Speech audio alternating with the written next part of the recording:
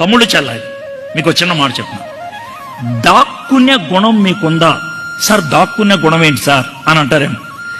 తలుపేళ్ళ కానీ దాక్కుంటావో, తలుపులు వేసుకొని ఇంట్లో ఉంటావో, ఎవ్వరు లేని చోట మౌనంగా కూర్చుంటావో, నువ్వు దేవుడు, ఇంకెవరు ఉండకూడదు, నువ్వు దేవుడు. ప్రతిరోజు గడిపే సమయం మీకుందా? కొంతమంది కుర్రోళ్ళకి అమ్మాయిలకి ఉన్న మజా ఏంటంటే, నలుగురు ఐదుగురు కలిస్తే కనుక పాటలు పాడతారు, నలుగురు ఐదుగురు కలిస్తే ప్రార్థనలు చేస్తారు, నలుగురు ఐదుగురు కలిస్తే బైబిల్ స్టడీ చేస్తారు. సహవాసం అంటే ఖతర్నాకుంటారు.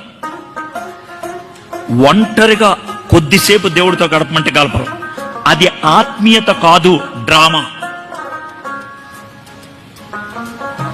అది డ్రామా. ఒంటరిగా వాక్యము, ఒంటరిగా దేవునితో ప్రార్థన, దేవుని సన్నిధిలో, అది లేకపోతే నువ్వు ఎదగో. చర్చిల్లో ఎదిగేవాడు, బైబిల్ స్టడీల్లో ఎదిగేవాడు, ఫెలోషిప్ లో ఎదిగేవాడు కరెక్ట్ కాదు. ఒంటరిగా దేవునితో గడిపేవాడు ఇంపార్టెంట్. ఎందుకు చెప్తున్నానంటే ఒంటరిగా దేవునితో గడిపేవాడు సహవాసంలోకి ఉండకుండా ఉండలేడు.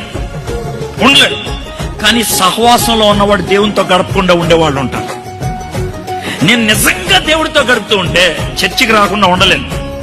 నేను నిజంగా దేవునితో గడుపుతూ ఉన్నప్పుడు సహవాసం రాకుండా ఉండలేను. I cannot. కానీ ఇలాగే ఇదే పవిత్రత అనుకున్నవాడు ఇంటికి వెళ్తారు, ప్రార్థన చేయరు ఎప్పుడు, ఒంటరిగా బైబిల్ చదవరు ఎప్పుడు. మీ పవిత్రత అంతా, మీ భక్తి అంతా ఏంటంటే 2 యూట్యూబ్ మెసేజ్లు అంటాం అంతే. అది పవిత్రత కాదు.